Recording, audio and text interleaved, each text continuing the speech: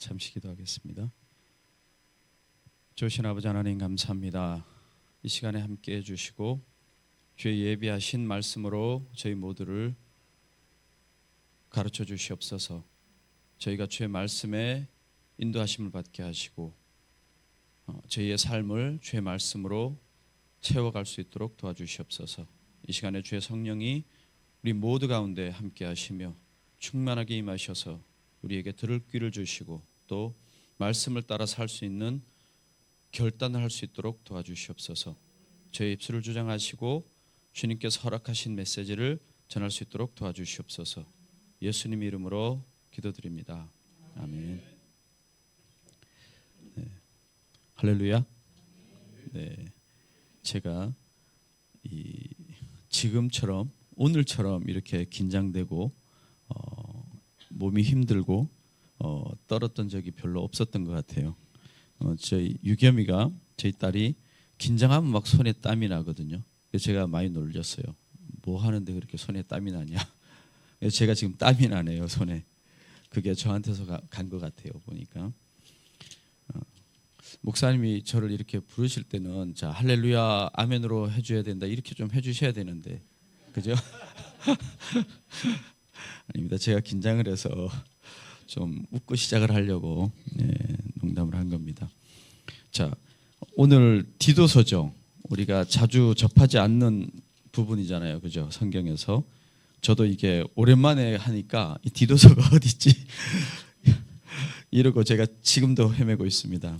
자, 이 디도서는 사도 바울이 자기의 양아들과 그러니까 아들과 같은 뭐 양아들이라고 해도 되고 또 그리고 제자인 디도라는 사람에게 보낸 편지예요.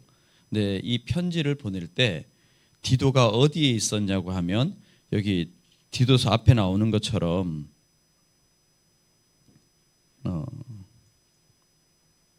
그렇죠. 예, 5절에 나오는 것처럼 그레데라는 곳에 있을 때 사도 바울이 이렇게 보낸 거예요. 니고볼리 정도쯤에서 아니면 이후에 그레데는 그 그리스 섬이에요. 그리스에선 제일 큰 섬이고 그 지중해 전체에서는 한 5번째 정도로 이렇게 크기에서 가는 그런 섬인데 거기에 사도 바울이 디도가 거기에서 목회를 하고 있을 때 거기에다가 편지를 보낸 거예요.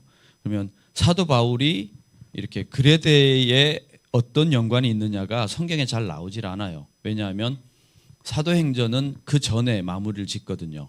그래서 그 사도 바울이 3차 전도 여행을 떠날 때까지는 그레데에 방문을 하지 않습니다. 그리고 1차로 로마 감옥에 갇힐 때까지도 그레데에 방문을 하지 않아요. 근데 디도서에서 갑자기 사도 바울이 디도를 그레데에 남겨뒀다. 근데 남겨둔 이유가 그곳에 일을 마무리하고 각 마을마다 장로들을 세우기 위함이다. 이렇게. 물론 번역하면 장로예요. 근데 그 당시에 어떤 요즘의 개념으로 신앙이 아주 깊어서 한 교회의 큰 중추적인 역할을 감당하고 이런 것을 생각해 보기가 좀 어렵죠. 근데 어쨌든 여기서 말하는 장로라는 것은 그 마을을 이렇게 전체를 둘러보고 신앙을 안내하고 하는 정도의 사람들을 세우기 위한 거라고 볼 수 있어요. 근데 사도 바울이 그럼 이 그레데와 어떻게 연관이 있느냐? 1차 로마의 감옥에 투옥된 이후에 풀려나서 이제 사도 바울이 베드로와 같이 네로 황제의 핍박에 의해서 죽기 전까지 그러니까 그 사이가 62년도에 1차에 나왔고 감옥에서 나왔고 그다음에 죽은 게 보통 68년 정도로 보거든요. 그러면은 그 사이에 62년에서 68년 사이에 사도 바울이 그레데라는 곳에 방문을 해서 교회를 세웠고 그다음에 디도를 거기에 남겨뒀고 그런 거죠. 그래서 4차 전도 여행을 봐요. 근데 4차 전도 여행이 사도행전에 나오질 않습니다. 성경에 기록이 안 돼 있고 그래서 초대교회 그 교부들 있잖아요. 그들의 어떤 전승, 그들이 남겨놓은 이야기들로 이렇게 추론을 해서 갈 수밖에 없어요. 그래서 사도 바울이 4차 전도 여행 때 그레데라는 섬에 이제 이렇게 소아시아에 갔다가 그레데라는 섬으로 갔다가 그다음에 뭐 니고볼리 이쪽을 통해서 저쪽에 스페인까지 가는 그런 여정을 이렇게 볼 수 있는데, 그래서 소아시아에 에베소 이런 데가 에베소 교회나 이런 데가 있잖아요. 사도 바울이 또 목회 서신을 보낸 거는 또 디모데한테 보낸 게 있잖아요. 그게 디모데가 에베소 교회에서 목회할 때 보낸 거거든요. 그래서 에베소 이제 그 소아시아를 들렀다. 그다음에 그레데 섬, 그다음에 그쪽에 니고볼리 해서 이렇게 쭉 가는데, 그때 그레데 섬에 들러서 교회를 개척하고 그다음에 이렇게 하다가 본인은 이제 계획한 대로 있어서 떠날 때 디도랑 같이 간 거죠. 애초에 4차 전도 여행은. 그래서 디도를 거기다 남겨놓은 게 자기가 마무리 짓지 못한 그런 일들을 마무리 짓고 각 마을마다 장로들을 세워서 그곳에 교회들이 안정되게 가게 하기 위해서 이제 그 일을 디도를 남겨둔 거죠. 그 이후에 이 서신을 쓴 거예요. 그래서 왜 이 배경을 설명을 하냐면, 디도서가 쓰여진 배경을 이해하면 조금 전에 읽은 그런 말씀들을 이해하기가 쉬워요. 그러니까 디도가 목회했던 그레데에 있는 교회는 막 세워진 교회일까요? 아니면 전통이 있는 교회일까요? 그렇죠. 막 세워진 교회. 그러다 보니까 뭐예요? 좀 어수선하죠. 그리고 성도들도 이렇게 그 당시엔 신약도 없고 그런다고 구약 성경을 거기 갖다가 이렇게 하기도 어렵잖아요. 그러니까 성경도 없고 그러다 보니까 뭐예요? 어떤 제대로 가르칠 수 있는 게 없어요. 그러니까 제대로 가르칠 수 있는 게 없다라는 건 지금처럼 신학도 발전하지 않았고 성경도 없고 하다 보니까 그들이 우리들처럼 이렇게 뭔가 기대서 갈 수 있는 뭐 이렇게 앞을 보고 갈 수 있는 것들이 부족했다는 거죠. 더더군다나 그 당시에는 아직 사도들 간에도 유대교와 기독교를 완전히 분리해내는 것에 있어서 굉장히 어려움을 겪던 시기예요. 그래서 사도 바울도 베드로랑 조금 이렇게 어색한 관계였던 때가 있고, 그 다음에 로마래 예루살렘에 있던 교회에서 파견됐다는 사람들이 예수를 믿어야 구원받지만 할례도 받아야 된다 이렇게 주장하고 이랬던 그런 혼란한 시기예요. 그런 사람들이 이 그레데에도 왔어요. 그 할례파, 할례를 받아야 구원받는다고 하는 사람들이 여기 앞쪽에 읽어보면, 디도서 앞쪽에 읽어보면 그런 것들이 나옵니다.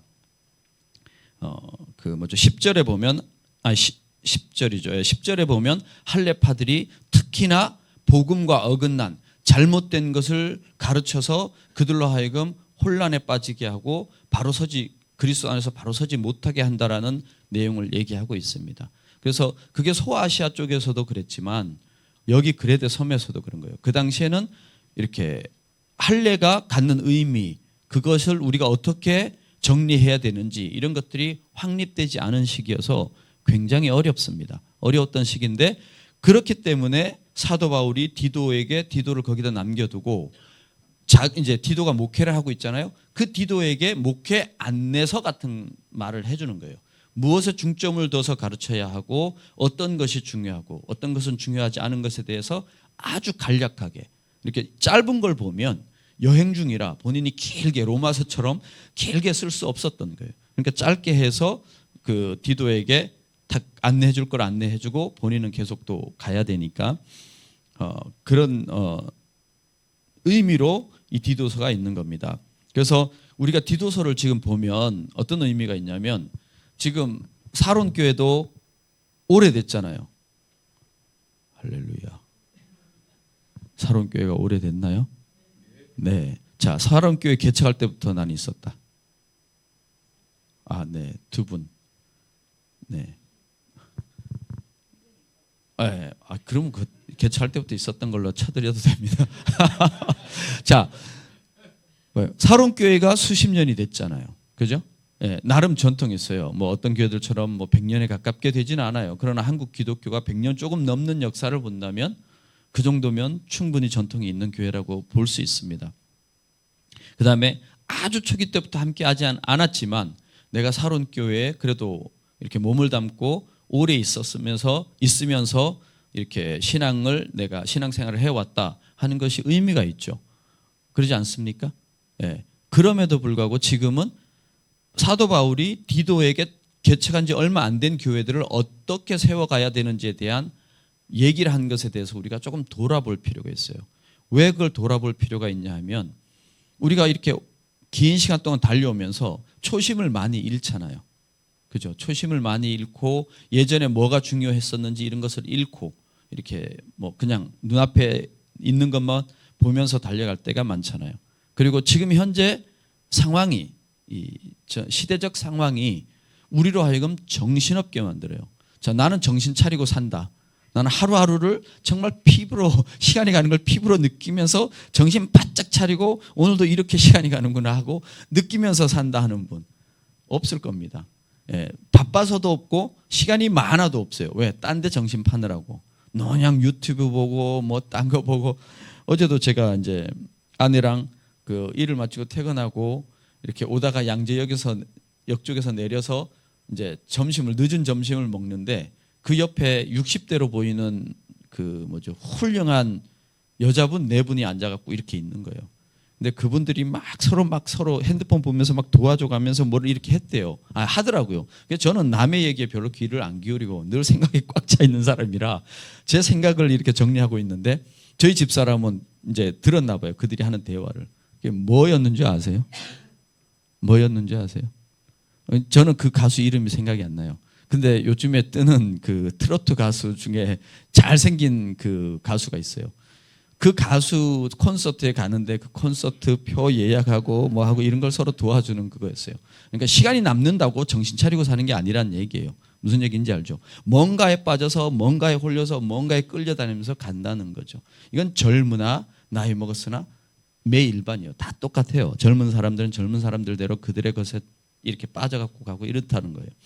자, 세상은 우리를 그렇게 정신없게 만들어요. 뭔가에 홀려서 살게 만들고 뭔가가 하나도 중요하지 않은데 그게 제일 중요한 것이라고 자꾸 이렇게 세뇌 교육하듯이 이렇게 해서 우리를 끌어가면서 산단 말이에요. 돈 벌어야 되니까 시간 없어서 정신없이 그냥 새벽에 일어나고 가기도 하고 저녁 늦게 오고 그러지 않습니까? 그러다 보면 내가 왜 사는지 뭐 때문에 사는지 내가 이렇게 사는 게 맞는 건지 생각할 여유도 없이 살아갑니다. 그렇기 때문에 우리가 지금 이 디도서를 보면서 사도 바울이 디도에게 개척교회 첫 교회에서 무엇을 가르쳐야 할지에 대한 얘기했던 걸 돌아보는 게 되게 중요하다고 생각합니다. 오늘날 개척하는 목회자들도 많지 않지만 교회를 개척할 때 내가 이 교회를 왜 개척하는지에 대해서 깊이 생각하고 그것에 대해서 정리가 된 상태에서 목회를 시작하는 건 아주 중요합니다. 아주 중요해요. 제가 선교사로 있을 때도 교회를 딱 개척했어요. 근데 6개월 지난 후에 제가 엄청난 충격을 받았어요. 제 자신에게. 뭔 충격을 받았냐? 내가 왜 교회를 개척해야 되는지, 이 교회를 어떻게 끌고 갈 건지, 어떻게 마무리를 지을 건지에 대한 아무 생각 없이 그냥 교회를 개척했더라고요. 왜? 그냥 다른 선교사들도 개척하니까, 한국에서 목사들도 개척하니까 그냥 저도 그랬더라고요. 저는 6개월 후에 그걸 깨닫고 엄청나게 충격을 받고 회개하고 그때 바로 필리핀 전사님을 초빙하고 그래갖고 그 전사님하고 같이 그 교회를 세워가기 위해서 수년간 노력을 했죠. 예. 근데 그 교회가 제가 10년 딱 목회하고 떠났어요. 그게 제가 2001년도에 그 교회를 개척했거든요. 지금 몇 년 됐죠? 25년 됐어요. 지금 있겠습니까? 없겠습니까? 당연히 있다고요? 예, 당연히 있죠. 네, 지금도 있어요. 지금은 저와 연관이 없는 다른 그 목사님이 와서 부임을 해서 목회를 하고 있는데 어쨌든 지금도 이렇게 하고 있습니다. 그들끼리 이렇게 계속 하고 있어요. 그래서 우리가 신앙인으로 처음 시작했을 때 어떤 것에 중점을 두고 우리 삶을 살아갈까에 대해서 돌아보는 건 아주 중요하다고 저는 생각을 합니다. 그래서 그것을 돌아보기 위해서 오늘 제가 우리 성도님들하고 한번 같이 고민을 해보는 시간이 됐으면 좋겠습니다. 자, 우리는 과연 어떤 삶을 살기를 원할까요? 성도님들은 어떤 삶을 살기를 원하십니까? 제가 성도님들이 정말 바람맞지 않는, 정말 오매불망 기대하는 그런 삶에 대해서 알려드리겠습니다. 누가복음 12장 13절 말씀을 보겠습니다. 13절부터 21절까지 누가복음 제가 읽겠습니다. 누가복음 12장 13절부터 21절까지 말씀입니다. 무리 중에 한 사람이 이르되 선생님이 선생님 내 형을 명하여 유산을 나와 나누게 하소서 하니 이르시되 이 사람아 누가 나를 너희의 재판장이나 물건 나누는 자로 세웠느냐 하시고 그들에게 이르되 삼가 모든 탐심을 물리치라 사람의 생명이 그 소유에 넉넉한 데 있지 아니하니라 하시고 또 비유로 그들에게 말하여 이르시되 한 부자가 그 밭에 소출이 풍성하매 심중에 생각하여 이르되 내가 곡식 쌓아 둘 곳이 없으니 어찌할까 하고 또 이르되 내가 이렇게 하리라 내 곡간을 헐고 더 크게 짓고 내 모든 곡식과 물건을 거기 쌓아두리라 또 내가 내 영혼에게 이르되 영혼아 여러 해 쓸 물건을 쌓아두었으니 많이 쌓아두었으니 평안히 쉬고 먹고 마시고 즐거워하자 하리라 하되 하나님은 이르시되 어리석은 자여 오늘 밤에 내 영혼을 도로 찾으리니 그러면 내 준비한 것이 누구의 것이 되겠느냐 하셨으니 자기를 위하여 재물을 쌓아두고 하나님께 대하여 부요하지 못한 자가 이와 같으니라. 아멘. 제 말이 맞죠? 오매불망 큰 곡간을 짓고 국민은행이라는 곡간, 신한은행이라는 곡간, 그 다음에 뭐죠? 삼성전자라는 주식 곡간, 뭐 이런 거, 뭐 목사님 가끔 뭐 이렇게 하시듯이 비트코인이라고 하는 곡간. 비트코인 요즘엔 아주 그냥 정신없죠? 떨어지느라고 자이로 드롭처럼 막 떨어지죠? 그런 곡간을 짓고 나는 이제 넉넉하니 저도 지금 노후를 준비하느라고 정신없어요. 제 눈썹이 빠져나가는 거 보이시죠? 눈썹이 빠질 정도로 저도 엄청 열심히 여기저기 이렇게 다니면서 준비를 하는데 자, 그러니까 그게 준비가 되면 이제는 쉴만하다, 편안하다, 먹고 마시고 즐기자. 그게 우리가 꿈꾸는 삶 아닌가요? 할렐루야. 아니신 분, 늘 역시. 네. 자, 저는 거짓말은 듣지 않기로 했으니까. 자, 우리 모두가 그런 삶을 바래요.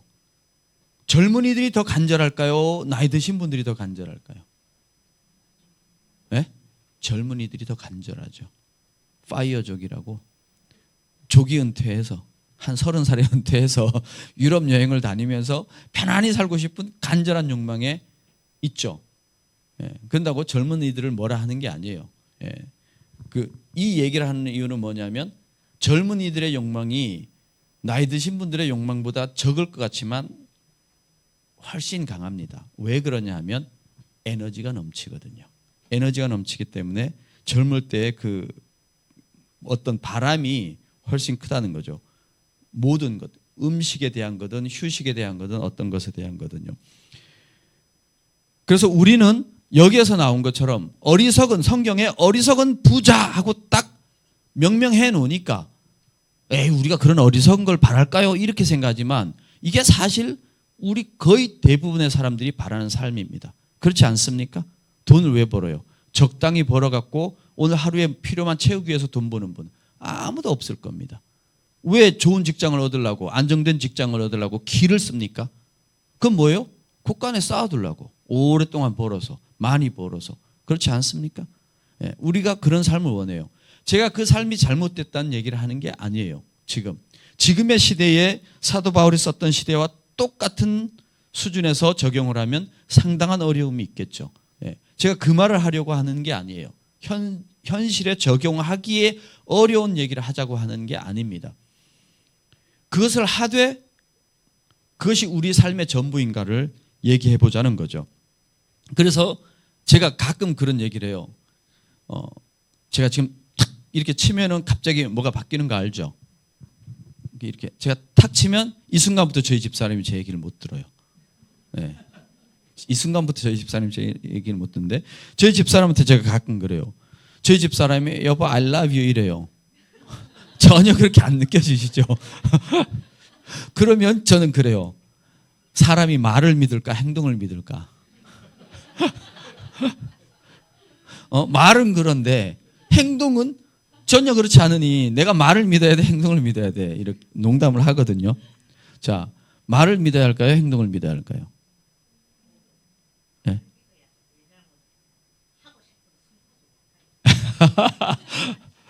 말이 진짜인가요? 행동이 진짜인가요? 행동이 진짜죠. 말은 누구나 의식적으로 만들어낼 수 있어요. 그러나 행동은 무의식 중에 나오는 것들이 많기 때문에 행동이 진짜죠. 그죠? 그래서 여러분들이 저는 돈에 욕심 없어요 하는 말을 믿을까요? 돈에 막 정신없어서 막 눈썹이 빠져나가는 줄도 모르고 움직이는 행동을 믿을까요? 그죠? 그래서 우리의 삶의 태도를 보면 우리가 뭐에 집중을 해서 살고 있는지가 여실히 보입니다.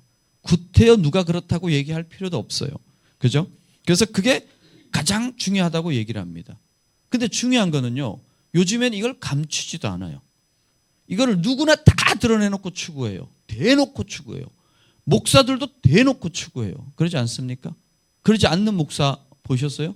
목사들도 대놓고 돈을 추구하고 대놓고 부를 추구하고 그게 좋다고 대놓고 얘기를 해요. 행동으로. 그러지 않습니까? 왜 목사 얘기를 하겠어요? 제가 목사니까 성도님들 얘기하는 것보다는 안전하니까. 성도님들 얘기를 하면 또 목사가 비판하네 이럴 거니까. 근데 우리가 그만큼 다 쏠려 있다라는 얘기를 하는 거예요. 지금 시대에. 그죠? 그리고 지금 시대에 저도 엄청나게 그걸 많이 보거든요. 이 도파민에 중독이 돼갖고 이 쇼츠를 엄청 많이 봐요. 보는데 거기에 늘 얘기하는 게 뭐예요? 너를 위해서 살아라. 너가 너 인생의 주인공이다. 너가 없으면 우주도 없다. 너를 위해서 살아야지. 사람은 모두가 배신한다. 자식도 남이다. 남편도 배우자도 남이다. 아내도 남이다. 계속 해갖고 너 자신이 우주의 중심이고 너 자신만이 제일 중요하고 너를 위해서 살아라. 남에게 해주는 게 다 한계가 있다. 이렇게 얘기하잖아요. 그죠?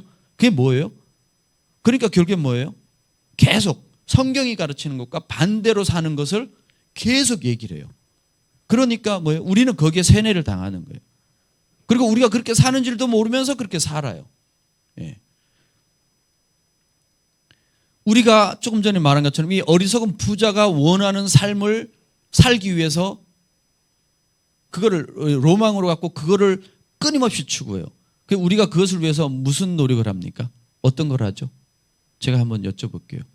이 삶을 살고 싶은데 그걸 위해 뭘 하십니까? 얘기 못 하시겠죠. 자, 우리가 이것을 위해서 어려서부터 애들을 엄청나게 공부시키잖아요. 그죠? 제가 전에도 얘기했지만 아이들 신앙을 키우게 하려고 신앙을 올바르게 갖게 하려고 어려서부터 그렇게 아이들을 닥달하는 부모 보셨어요? 목사 포함해서. 없죠. 근데 좋은 대학 들어가게 하려고 유치원서부터 조기 교육해갖고 영어 유치원 보내고 막 초등학교 때부터 막 학원 보내고 중학교부터는 막 학원으로 돌려가지고 저녁 늦게 오게 만들고 고등학교 때는 말을 할 것도 없고 그러지 않습니까? 대학교 들어가고 좋은 직장 얻고 나면 그 다음 게 나오고 이렇게 가잖아요. 근데 신앙을 위해서 그 정도 애를 쓰시는 분 보셨어요? 아무도 그렇게 안 하거든요. 그러니까 우리가 무엇을 위해 사는지를 분명하게 알 수 있죠. 어디에다 에너지를 쏟고 어디를 이렇게 최우선으로 해서 사는지를 우리가 분명히 알 수 있지 않습니까? 그죠? 저희도 그래요. 애가 학교에 결석하면 막 닥달을 하죠. 근데 교회에 빠지면 조금 다음 기회가 있다 하고 느긋하죠. 그러지 않습니까? 우리 모두가 그게 상식인 거예요. 그렇게 해서 살아갑니다. 그 다음에 교회 왔을 때 기도하실 때 무엇을 위해 기도하십니까? 무엇을 위해? 여러 가지겠죠. 그러나 복을 위해서 기도하시지 않습니까? 그죠? 성경을 읽을 때 왜 읽으세요? 좀 이렇게 하면 하나님 날 어여삐 보사 나에게 복을 더 주시지 않을까? 이런 마음 아니십니까? 아니면 오늘 하루 내가 하나님의 말씀을 잡고 사는지에 대해서 깊이 고민하고 그 고민에 대해서 하나님 앞에 토로하면서 하나님 도와주시기를 구하는 기도를 하십니까? 우리는 보통 예전에도 목사님들이 많이 얘기하셨듯이 달라는 기도를 많이 하잖아요. 하나님, 저희가 하나님 말씀대로 살도록 도와주십시오. 이 주십시오하고는 다르잖아요. 어떤 필요를 많이 얘기하잖아요. 그렇지 않습니까? 그것이 잘못된 건 아니에요. 그러나 그것을 구하는 만큼 우리가 하나님 말씀을 우리 삶의 기준으로 삼고 우리가 삶을 살아가기 위해서 기도하지 않는다는 거예요. 그것에 대해서 깊이 생각하지 않는다는 거예요. 그러면서도 우리는 이 부자가 원했던 그런 삶을 끊임없이 욕망하면서 그 삶을 기대하면서 살아갑니다. 그러지 않으면 마치 뭐가 잘못된 것처럼. 그렇지 않습니까? 요즘에 인스타그램, 저는 인스타그램 하지도 않지만 늘 듣는 얘기를 보면 뭐예요? 인스타그램에서 여행 간 사진 올리고 맛있는 음식 먹는 사진 올리고, 그죠? 백 사진 올리고 구두 사진 올리고 뭔 사진 올리고 이래갖고 나도 남의 삶을 부러워하면서 막 인스타그램에 젖어서 살잖아요. 예, 그런 삶을 사는 사람들이 굉장히 많죠. 나이 많은 사람이나 젊은 사람이나. 그리고 뭐죠? 그 아까 그 얘기 제가 그 내 훌륭한 여자분에 대해서 얘기를 했잖아요. 근데 요즘에 특히나 그 가수들을 쫓아다니는 여자분들 많은 거 아시죠? 중년들. 예전에 우리나라에 그 한류라 그랬고 그 뭐죠? 그 가을 동화 이런 거 해갖고 일본의 중년 여자분들이 배용준 보겠다고 한국까지 와갖고 막 그 뭐죠? 촬영지까지 갖고 막 이럴 때 그게 벌써 수십 년 전인데 그걸 보면서 아이고 참 철도 없다. 저렇게 나이 드신 분들이 왜 저랬는데 지금 우리나라에 지금 여자분들이 그러고 있잖아요. 중년 여자분들이 막 콘서트랑 콘서트는 다 따라다녀. 그래갖고 거기에 막 매달마다 수백만 원씩 쓰고, 그죠? 굿즈도 사야 되지, 티켓도 사야 되지, 뭐죠? 팬클럽 활동도 해야 되지, 뭐도 해야 되지. 정신없죠. 네. 이런 어떤 거를 추구해요. 내가 이렇게 막 내 욕망, 내 자신의 만족감 이런 걸 위해서 막 추구합니다. 우리 안 그렇습니까? 안 그렇다고요? 네, 제가 믿을 줄 알죠. 그렇게 그걸 위해서 살아가요. 근데 우리가 이렇게 사는 게 괜찮을까요? 정말 괜찮은가라는 질문을 한번 던져봐야 된다는 거예요. 지금 이렇게 사는 게 괜찮은가? 이대로 사는 게 괜찮은가? 이것을 추구하는 게 괜찮은가라고 질문을 던져봐야 한다는 거예요. 지금은요 시대가 얼마나 미성숙한지, 미성숙함이라는 단어의 뜻은 아는데 그 미성숙한 게 어떻게 우리 삶에 어떤 형태로 나타나는지 그것에 대한 지식을 갖고 있거나 제대로 이해하고 있는 사람이 거의 없다시피 할 만큼 미성숙해요. 지금의 사회는. 그렇지 않습니까? 할렐루야. 할렐루야. 네, 감히 이 얘기를 할 수가 없어요. 제가 좀 비껴서 얘기를 하자면 그런 거예요. 성경은 이렇게 분명히 얘기를 하잖아요. 근데 우리가 이제 그렇게 얘기를 해요. 이 얘기를 감히 건드려서 되는지 모르겠는데 자, 오래된 얘기니까 예전에는 고부간의 갈등이라고 했잖아요. 지금 고부간의 갈등이 있어요, 없어요? 얼굴 볼 일이 별로 없는데 뭔 고부간의 갈등이 있겠어요? 그러지 않습니까? 그 대신 뭐가 나왔어요? 장서 갈등이 나왔잖아요. 장서 갈등. 장서 갈등도 한 수년 전서부터 얘기가 많이 나오죠. 왜 장서 갈등이 있어요?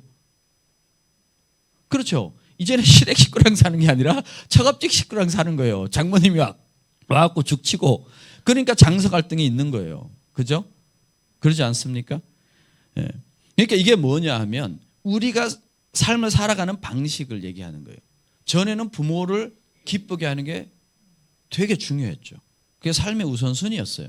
내가 부모를 염려하고 이제 늙어가는 부모님에게 이렇게 편안한 노후를 살게 하겠다라는 것이 그 당시 아주 중요한 도덕적 기준이고 삶의 동기부여였고 이유였어요. 근데 지금은 절대 아예 언급도 안 돼요, 리스트에. 그러지 않습니까? 내가 내 만족을 위해서, 나만을 위해서 뭐 이렇게 가는 거예요. 그러다 보니까 어떻게 돼요? 자기 가정을 자기가 지킬 수 없어. 왜? 내가 만족하는데 어떻게 내 가정이 지켜져요? 그렇지 않습니까? 내 가정을 지키려면 내가 불만족하고, 내가 희생해야 하고, 내가 양보해야 하고, 내가 참아야 하고 이래야 되는데 그런 걸 안 해. 내가 희생도 안 하고 참지도 않고 양보도 안 해. 근데 어떻게 내 가정이 지켜지겠습니까? 그게 오늘날의 현실이라는 거예요. 자, 이 얘기가 지루하시죠? 답답하고. 그죠? 그래서 제가 아까 서두에 말씀드렸잖아요. 현실에 적용할 수 없는 신학, 그런 성경적 가르침은 이렇게 뭐죠? 가르침이 아니라 정말 우리 삶에 적용이 할 수 있는 그런 삶에 대해서 얘기를 하는 겁니다. 자, 제가 이렇게 좀 얘기하고 여기 나머지 부분들을 얘기하겠습니다. 그래서 성숙함과 미성숙함을 가르는 기준이 있어요. 그게 뭘까요? 성숙함과 미성숙함을 가르는 딱 그 사람이 하는 어떤 언행을 보면서 이 사람 미성숙하다. 그래도 좀 성숙하네. 이렇게 가를 수 있는 그 기준점이 뭘까요? 자기중심적인 태도. 자기중심적인 태도. 그 사람이 말하는 게 늘 자기를 위한 거다. 늘 자기 입장에서의 얘기다. 자기에게 이득이 되냐 아니냐를 얘기한다. 그러면 미성숙하구나 이렇게 보시면 돼요. 예. 그런데 타인의 입장을 배려하려고 하고 그 사람의 입장을 이해하려고 하고 이럴 때는 좀 성숙하구나 이렇게 보셔도 맞다는 거예요. 예. 예전에는 젊은 사람이 미성숙했죠. 왜? 경험이 부족하니까. 예. 삶의 경험이 부족하니까 당연히 이렇게 미성숙할 수밖에 없죠. 왜? 부모가 되어본 적도 없고 양보해볼 기회도 많지 않았고 이러니까 미성숙하죠. 근데 지금은 그 미성숙함이 나이와 상관없이 발현을 해요. 예. 며칠 전에도 제가 전철을 타고 이렇게 오는데 한 여자분이 정치 얘기를 하는 거예요. 60대 후반 정도로 보이는데 70대까지로 보일 수 있는데 막 정치 얘기를 하면서 세상이 썩었네 뭐네 막 하면서 혼자 얘기를 막 하는 거예요. 핸드폰을 보면서. 그러니까 옆에 서 있던 남자분이 시끄럽잖아요. 그런 생각을 가질 수는 있지만 시끄럽잖아요. 자꾸 옆에 사람한테 방해되고. 좀 조용히 좀 하시죠. 그랬더니 네가 뭘 안다고 떠들어. 너 같은 놈 때문에 이 나라가 막 이렇게 하는 거예요. 그러면서 그분이 나갈 땐 결국에는 개 XX라는 소리까지 들었어요. 결국에는 그냥 좀 조용히 하시라는 얘기 한마디 했다가. 예, 미숙하죠. 그죠? 예, 나이와 상관없이 미숙하다니까요. 지금은. 내가 뭘 하고자 하는 것이 주변에 사람에게 어떤 영향이 가는지를 전혀 생각지 않아요.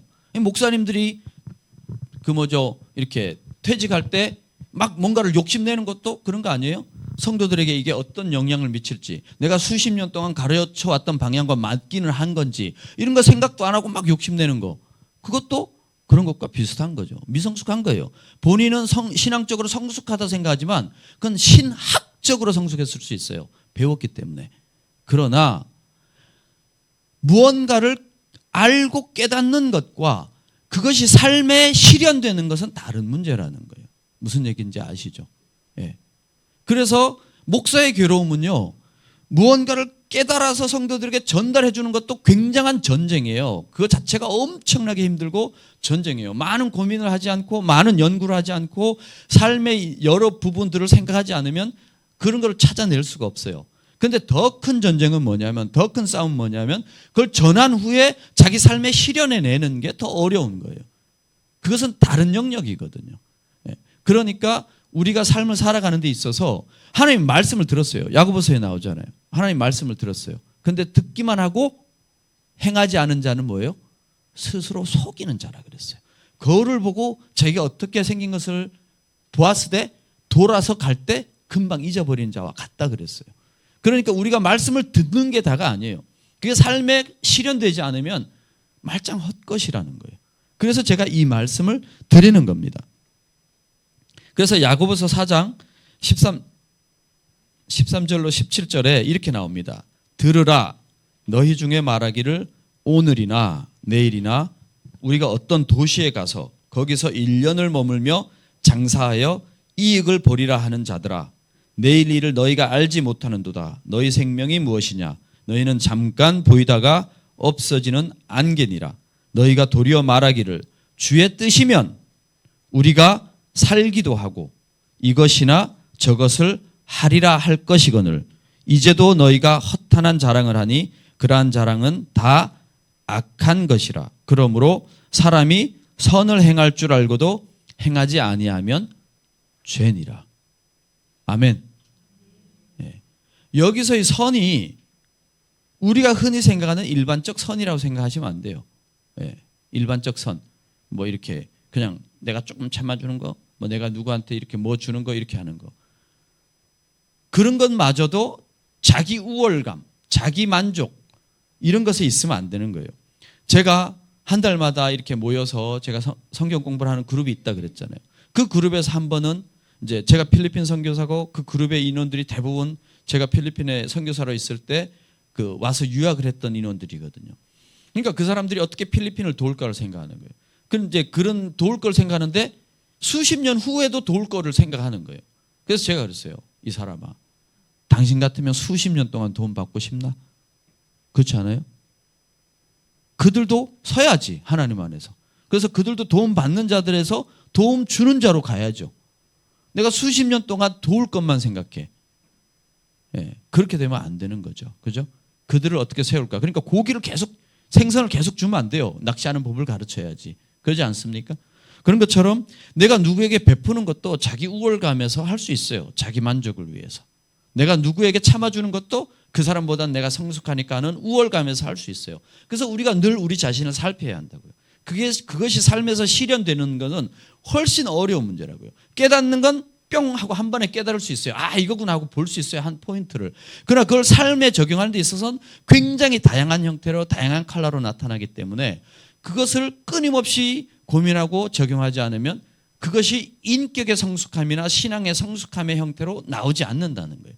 그것이 오히려 자기 만족감이나 자기 우월감의 형태로 나올 수 있기 때문에 오히려 뭐예요? 그것으로 인해서 다른 사람을 시험 들게 하거나 실족하게 할 수 있다는 것을 우리가 알아야 합니다. 물론 우리가 그것을 피할 수는 없어요. 왜? 내가 잘한다고 다 해결되는 건 아니니까. 그렇기 때문에 우리가 최선을 다하고 하나님께 맡겨야 하겠죠. 자, 그러면 우리가 이런 삶을 그렇게 살면 괜찮은 게 아니잖아요. 그죠? 할렐루야. 할렐루야. 네. 우리가 이런 삶을 어디 갔지? 왜 갑자기 바뀌었죠?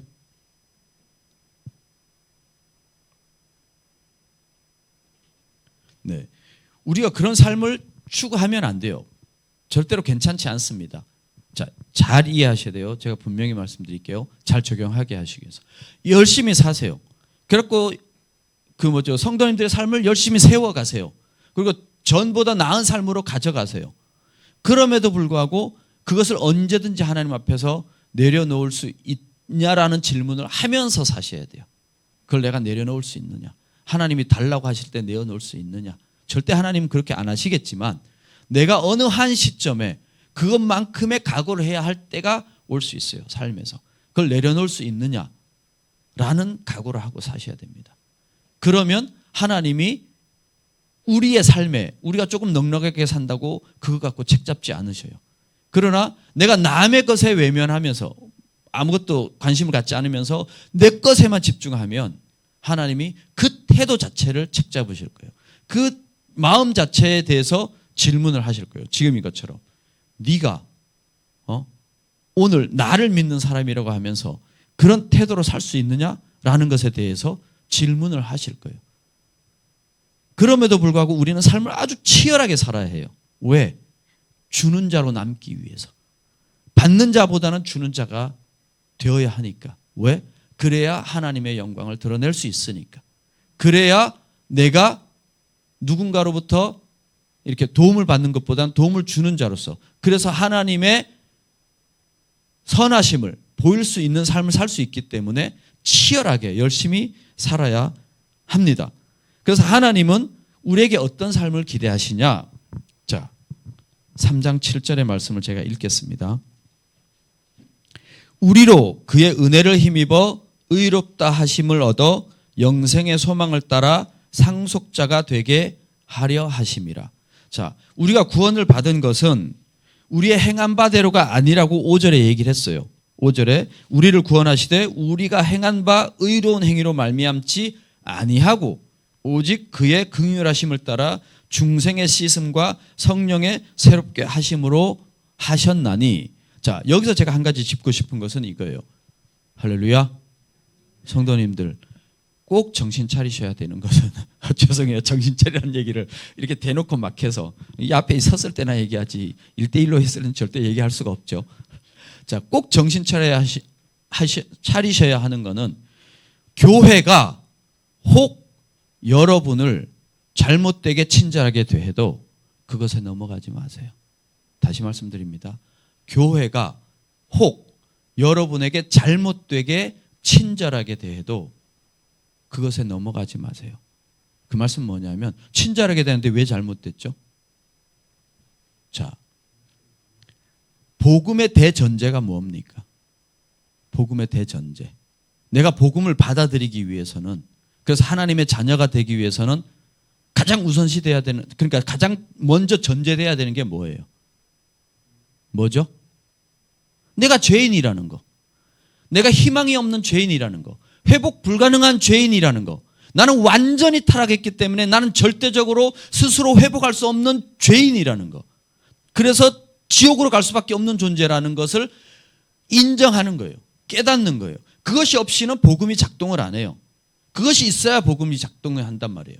그것이 인정이 될 때 내가 하나님 앞에서 회개할 수 있어요. 죄를 용서해달라고. 그럴 때 나의 의로운 행위로가 아니라 하나님의 긍휼하심을 따라 나를 용서하시고 나의 죄를 용서하시고 나를 의롭다 칭하는 그 복음이 작동이 되는 거예요. 그게 오늘 여기서 좀 전에 5절에서 얘기하는 거예요. 그런데 오늘날은 어때요? 그 회개도 안 했는데 그 대전제에 동의도 안 했는데 그 사람이 귀하다고 그 사람이 훌륭하다고 교회에 와줘서 고맙다고 잘못되게 친절하게 해요. 교회는. 그것에 넘어가지 마시라는 거예요. 예. 그것에 넘어가지 마시고 하나님의 말씀 앞에 낮아지셔야 돼요. 하나님의 말씀 앞에 내가 죄인임을 고백해야 돼요. 그리고 내가 하나님의 긍휼하심이 없이는 절대로 회복할 수 없는 존재라는 걸 인정하셔야 돼요. 그래야 복음이 작동을 합니다. 예. 그것에서 그 위에서 우리가 지금 얘기하는 이것들을 세워갈 수 있어요. 물질을 우선시하지 않고 사는 거, 그 다음에 하나님의 영광을 위해서 사는 거, 하나님의 말씀을 우리 삶의 기준으로 세워서 사는 거, 그 다음에 이런 것들이 가능한 거예요. 그래서 그거에 현혹되지 마시라고요. 그래서 사론 교회가 전통이 있다 그랬잖아요. 그 전통에 대해서 몸에 내가 드러내야 되잖아요. 전통을 어디서 찾겠어요? 그렇지 않습니까? 그 교회를 이루고 있는 구성원들, 성도들의 신앙의 성숙함, 그렇지 않습니까? 인생의 성숙함에서 드러나지 않겠습니까? 그렇게 돼야 되는 거예요. 그렇기 때문에 지금 처음 우리가 복음을 받았을 때 무엇이 중요했던가를 다시 돌아보는 건 그만큼 중요합니다. 그래서 하나님이 우리에게 기대하시는 삶이 무엇이냐? 로마서 12장 1절에서 3절. 전에 이거 우리가 저쪽에서 야외 예배 드릴 때 외웠던 거죠? 기억도 안 나시는군요. 자, 로마서 12장 1절로 3절의 말씀을 제가 읽도록 하겠습니다. 그러므로 형제들아, 내가 하나님의 모든 자비하심으로 너희를 권하노니 너희 몸을 하나님이 기뻐하시는 거룩한 산 제물로 드리라. 이는 너희가 드릴 영적 예배니라. 너희는 이 세대를 본받지 말고 오직 마음을 새롭게 함으로 변화를 받아 하나님의 선하시고 기뻐하시고 온전하신 뜻이 무엇인지 분별하도록 하라. 내게 주신 은혜로 말미암아 너희 각 사람에게 말하노니 마땅히 생각할 그 이상의 생각을 품지 말고 오직 하나님께서 각 사람에게 나누어 주신 믿음의 분량대로 지혜롭게 생각하라. 아멘. 자, 여기에서는 여기에서 마땅히 생각할 그 이상을 생각하지 말라는 건 신학적 논쟁을 얘기하기도 하지만 이것이 우리가 오늘날 삶에서 추구해야 될 것에 대한 생각을 얘기하기도 합니다. 우리가 삶에서 크리스찬으로서 그리스도인으로서 마땅히 생각할 그 이상의 것을 생각하지 마시라고요. 탐심에 관한 것도 그렇다는 거예요. 내가 이렇게 추구하고자 하는 것 그 이상을 추구해야 하는 것 그 이상을 추구하지 말라는 거예요. 할렐루야. 네, 제가 그 얘기를 여러 번 드렸잖아요. 선교사로 20년을 있다가 이제 애들을 대학을 보내야 되기 때문에 한국에 정착을 시켜야 되기 때문에 딱 들어왔어요. 그때 제가 맞닥뜨렸던 그 어려움에 대해서 말씀을 드렸잖아요. 그죠? 4명이 딱 놓으니까 꼼짝할 자리도 없고 오갈 데도 없고 전세를 얻을 수도 없고 월세를 얻어야 되는데 제가 20년 선교사 하다가 왔는데 어디 가서 일을 해서 월세를 구하겠어요. 그러니 얼마나 막막했겠습니까? 그 당시에 제 머릿속에 오갔던 그 많은 생각들, 그 많은 처참함, 제 스스로가 제게서 느꼈던 비굴함, 그 다음에 연약함, 이런 모든 것을 생각해 봤을 때 우리가 하나님의 말씀을 이 세상에서 적용하면서 사는 것에 대한 어려움을 충분히 이해하죠, 저도. 그리고 얼마나 치열하게 우리가 경제적 활동을 해야 되는지에 대해서도 깊이 이해하고 있죠. 예. 그럼에도 불구하고 그것이 우리 삶의 가장 주된 게 아니라는 것을 말씀드리는 거예요. 그것이 우리 삶의 최고의 것이 아니라는 것을 말씀드리는 거예요. 어려움은 잠깐이에요. 그러나 주님과 살아가야 하는 우리의 영생은 영원하다는 거예요. 그것에 소망을 두고 우리가 그것을 상속으로 유업으로 받을 후사라는 것을 명심해야 된다는 거예요. 그래서 그 후사에 합당한, 후사로서의 합당한 삶을 살아야 된다는 것에 대해서 얘기를 하는 거예요. 그것이 오늘 여기 디도서에서 바울이 디도에게 그 그레데라는 섬에 막 그 복음을 받고 온 사람들에게 가르쳐야 된다는 거예요. 그 다음에 그레데라는 곳이 어떻게 그러면 사도 바울이 이렇게 가서 전도를 했지만 그 이전에 이미 복음은 그레데에 들어갔다고 보는 게 맞아요. 그게 뭐냐 하면 사도행전 2장에 보면 오순절의 역사가 나타나잖아요. 성령이 임하셔서 불꽃이 갈라지는 것처럼 갈라지고 사람들이 방언을 하고 막 회개를 하잖아요. 그때 그레데에서 온 사람들도 있더라라는 부분이 나와요. 거기에. 그러니까 그때 이미 성령 체험을 한 사람, 그레데 사람들이 있었다는 거예요. 그러니까 그레데에서 왔으니까 돌아갔겠죠. 그리고 그 사람들은 거기에서 성령을 받았던 그 역사를 기억하면서 거기에서 살았을 거예요. 그러니까 그때 바울과 디도가 가서 복음을 전했을 때 그들은 훌륭한 동력자가 되었을 수 있을 거라고 충분히 우리가 추측해 볼 수가 있습니다. 그래서 그런 사람들을 교육해서 장로로 세워서 그 각 마을에서 복음을 전하는 사람들로 삼으라는 거죠. 자, 이제 마무리를 짓겠습니다. 하나님의 시스템은 8절에 이제 마무리가 지는데 하나님의 시스템은요. 우리가 우리 뜻대로 세상의 방식대로 열심히 살면 우리가 아까 그 어리석은 부자와 같은 그런 삶을 세울 수 있을 것 같죠. 그러나 중요한 것은요. 그렇게 될지라도 그 자체가 이미 뭐예요? 오류라고요. 그런 삶을 추구하는 것 자체가 오류라고요. 그런 삶을 세운다 하더라도 거기에는 큰 맹점이 있다는 거예요. 뭐예요? 하나님을 이순위로 밀어놨다는 거예요. 그렇기 때문에 8절에 이렇게 얘기를 합니다. 이 말이 밉부도다. 원하건대 너는 이 여러 것에 대하여 굳세게 말하라. 디도에게 얘기하는 거예요. 굳세게 말하라는 거예요. 절대로 물러나지 말라는 거죠. 이는 하나님을 믿는 자들로 하여금 조심하여 선한 일을 힘쓰게 하려 함이라. 하나님의 이름을 높이는 그 일에 힘쓰게 한다고요. 돈 버는 일만이 아니라. 그 다음에 이것은 아름답다는 거예요. 이 아름답다라는 말을 헬라 의미로 들어가 보니까 뭐냐 하면 속에서 나오는 거. 훌륭한 신앙적 인격 때문에 저절로 흘러나오는 그 모습을 얘기하는 거예요. 그것이 아름답다는 거예요. 그것을 얘기하고 그 다음에 사람들에게 유익하다는 거예요. 하나님이 무조건 희생만 해라 이렇게 얘기하시지 않는다는 거예요. 하나님의 뜻대로 살면 하나님이 거기에서 우리 필요를 다 채우시는 거. 예수님이 그랬잖아요. 너희는 먼저 이 나라와 그의 나라와 의를 구하라. 그리하면 이 모든 것을 너희에게 더하시리라는 그 하나님의 시스템이 작동한다고요. 그래서 우리에게 유익하다고요. 영어로 보면 beneficial이라고 그렇게 나와요. profitable이라고 나와요. 이득이 된다고요. 우리가 그렇게 사는 삶이 내가 추구하는 것보다 한쪽으로 쏠린 이득이 아니라 균형된 이득으로 다가온다고요. 그래서 하나님을 1순위에 두면서도 이 세상에서 부족한 것이 크게 없이 살아갈 수 있는 삶이 가능하다라는 걸 말씀하는 거예요. 그래서 지금 말씀드리고자 하는 건 하나님을 최우선에 두고 사시길 바랍니다. 그러는 와중에라도 넘어지고 그러는 와중에라도 실수하겠지만 하나님은 그거 다 이해하시고 기억하신다고요. 그러고 하나님은 함께 하실 거라고요. 그래서 하나님을 최우선에 두는 삶을 살아가시기를 바랍니다. 기도하겠습니다. 주신 아버지 하나님 감사합니다. 우리가 이 불완전한 세상에서 살다 보니 우리의 이 불완전한 몸으로 불완전한 생각으로 우리 마음대로 살아갈 때가 많습니다. 그러나 하나님께서 주신 성경의 말씀을 저희가 기준 삼아 저희의 삶의 등불로 삼아서 저희가 하나님 말씀대로 저희의 삶을 세워갈 수 있도록 도와주시옵소서. 저희의 삶이 어찌하든지 하나님의 영광을 드러내고 많은 사람들에게 하나님의 복음을 전할 수 있는 도구로 사용될 수 있도록 도와주시옵소서. 예수님 이름으로 기도드립니다. 아멘.